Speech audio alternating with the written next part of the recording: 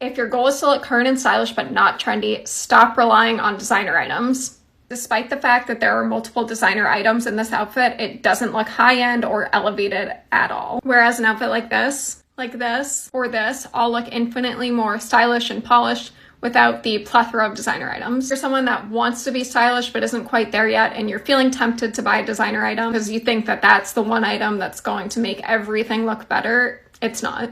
Focus on style rules instead. Have you noticed something changing in fashion lately, or is it just me?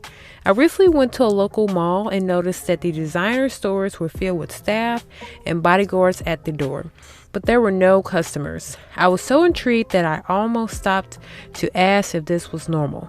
For years, luxury brands and designer labels were considered the ultimate symbol for success. People save money to buy an expensive handbag, a pair of shoes, or a designer belt. But lately, something seems different. More people are choosing thrift stores, secondhand fashion, and smaller independent brands instead. So the question is, are designer brands losing their appeal? Welcome to Hey Kristen, a channel where we discuss social topics that affect you, me, and everyone in between. Feel free to like, comment, and subscribe. Today we're talking about why designer brands don't seem to hold the same level of influence they once did, and why many people are shifting toward different fashion choices. One obvious factor is the cost. Luxury brands have always been expensive, but prices have increased drastically over the years. Some designer handbags now cost thousands of dollars. Shoes, belts, and clothing from certain brands can cost more than an entire wardrobe from other stores. And as the cost of living rises, many people are questioning whether those purchases are actually worth it. For many shoppers, we're looking for durability over status. Where to shop for affordable clothes in spring 2026. ASOS literally has everything from going out tops and dresses all the way to comfy lounge sets. Their clothes are super trendy while still being good quality and affordable. H&M is amazing for their clothing basics. These jeans are literally $30. I also love these linen pants, which you can easily style with one of their $15 cardigans. Cotton On is another great place for effortless staples. These tie pants are super unique, and these tops are perfect for a clean and put together look. Mango has elevated pieces that can be dressed up or down. Their clothes can really make you look elevated and stylish. You don't need to be rich to dress well. My friend told me, "Oh my gosh, Nabiha, I thought you were rich." While I was flattered, this was not the case. I just know how to shop. I thrift in rich neighborhoods because you have access to amazing items for dirt cheap. I got this Ralph Lauren blazer for $15. I thrift all of my blazers from the men's section, and I have never paid more than $20 for one. I got these cute vintage Prada kitten heels for $50, which is still expensive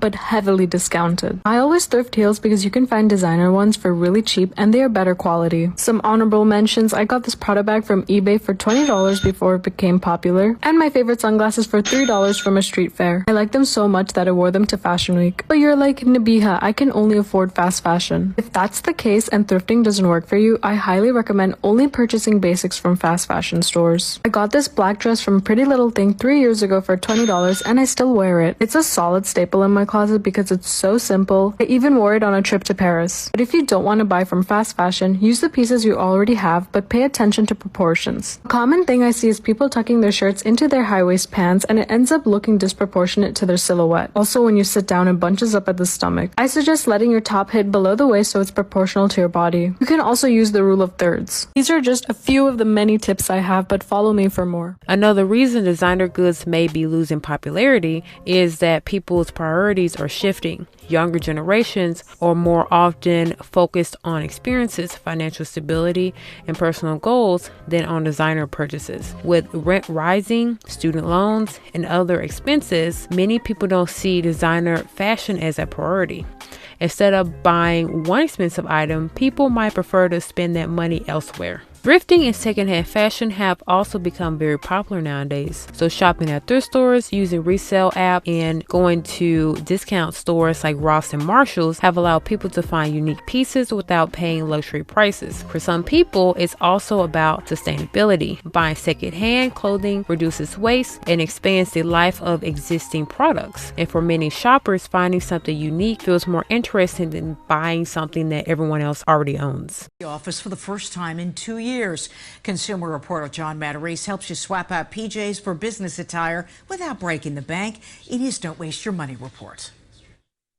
Need new clothing because your company is calling you back to the office? Well, the good news is you can find professional clothing at deep discount if you know where to look. Linda Swain needs to upgrade from leggings now that she's no longer working from home. Lots of pink. Pink for spring. Spring, absolutely. She's buying her clothing used at Goodwill. Yup, Goodwill. I look fabulous. Feel fabulous. So think about it. If one outfit can cost $100, buying enough clothing for 5 days a week can be $500, $600, $700 or more. And that's just for the first week. And at Goodwill, we have such a vast array of different fashions that are available. Goodwill Sharon Hannon shows me office attire for under $10 a piece. Which is a designer dress would be $7.99. $7? $7.99. I know, it's unbelievable. I couldn't believe their assortment of men's sports coats that I could buy for lunch money. This is priced at $7.99 again. Treating yourself? But is Goodwill not really for you, or you want help putting together an outfit? Then check out Clothing Consignment Shop. This is a beautiful blazer. It's ice blue. Donna Spiegel, owner of a shop called the Snooty Fox, says here you'll find designer names at 1/3 the price. We can really supply the clothing, the accessories, the handbag, everything you need to go out and look your best and look professional. For shoppers like Faye Whitlock, Secondhand is anything but second best. I buy shorts, I buy skirts, I buy tops, I buy everything. You probably have a Goodwill, Salvation Army, or St. Vincent de Paul store somewhere near you. Now you don't waste your money. I'm John Matarese, ABC 27 News. Let's talk affordable brands that I think actually have good stuff. Items that can do two things. One, look good. Two, are going to last you. Because what's the point of buying something affordable if it's just going to fall apart after one wear? First up, we have Levi's. I will always continue to be impressed by Levi's because they are so popular. It's such a kind of iconic denim brand. Yet their prices have always very much remained reasonable. Their classic straight leg pant is literally $39 right now. Jeans at Zara right now are like $80. Not hating on Zara, just saying. Number two, we have Uniqlo. This V-neck sweater, $39. Every piece that I have from Uniqlo has lasted me a very long time. I think when it comes to fast fashion in particular, this is as good as it can get. This knit zip-up jacket, $59. And to talk even more about the quality, this zip-up jacket is 88% wool and then 12% nylon. This Axel Arigato jacket, which I'm not hating on Axel Arigato, love that brand, is 80% wool and 20% nylon. And this jacket is $500. So Uniqlo definitely knows what they're doing when it comes to price and quality. Number three, we have Gap. This corduroy shirt, $47. This red sweater, perfect for the holidays, $47. Gap is owned by the same company that owns Banana Republic, and the prices are like a third of the price. Whenever there is a more affordable brand that's under the house of a more high-end brand, that more affordable brand is typically kind of a little secret hack because all the manufacturing is the same. Last up, we have Everlane. This green sweater, $69. This white tee, $38. This button-up shirt, $59. Everlane is great for those people that are looking to look a little bit more elevated, look kind of expensive, look pretty put together, but still within a budget. I think Everlane is great for very simplistic kind of basic pieces, and they also do great when it comes to their ethics and transparency. All right, those are my affordable brand recs. Comment your favorite go-to brand when you want to save, but you also want some good quality pieces. Social media has also changed how fashion trends develop. In the past, luxury brands often control what was considered fashionable for the masses, but today trends can start anywhere.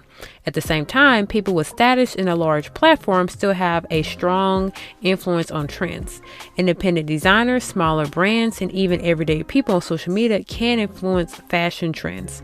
This has made fashion feel more accessible and less dependent on traditional luxury labels. This doesn't mean that designer brands are disappearing. Luxury fashion still exists and continues to attract many customers, but the cultural influence of designer labels may not be as strong as it once was. Fashion today seems more diverse. People are mixing thrifted items, independent brands, and everyday clothing in ways that reflect their own style rather than following one standard definition of luxury. One of the many things that working at a country club has taught me is how to spot old money versus new money a mile away. Okay, new money is tacky, it's gaudy. They're flaunting every name brand that you've heard of. Maybe they have a couple Louis Vuitton bags. Maybe they have an Hermes bag. Maybe, potentially. Does that mean they have style? Absolutely not. Will they tip you? Yeah, in front of their friends or in front of business partners, in front of people that can see exactly how much they're tipping you. It might be a good tip, but it's not consistent. okay? And again, terrible style, typically. Not always the women, always the men. Old money, however, classy style, but you might not even know what they're wearing because you've never laid eyes on something as nice as what they're wearing, okay? You're not going to understand what it is. You've never heard of the brand. Even if you ask them where it's from, you're going to look it up and it's going to be like, oh, invite only. You can't even touch these clothes unless you're a billionaire. That's an exaggeration, but you know what I mean. It's going to be tailored. It's going to be well fitted to their body. It's going to be the nicest, softest thing you've ever touched. If you go to touch their arm to say hi, if you go to hug them, you're like, wow, that was money. I should have been paying to touch that, okay? And they're going to tip you consistently regardless of who's around. And they're going to be so nice, but they're also going to be slick about it. They're going to fold up a 50. You can't even tell it's a 50 until you walk off and open it. And you're like, they just handed me a 50 or 100.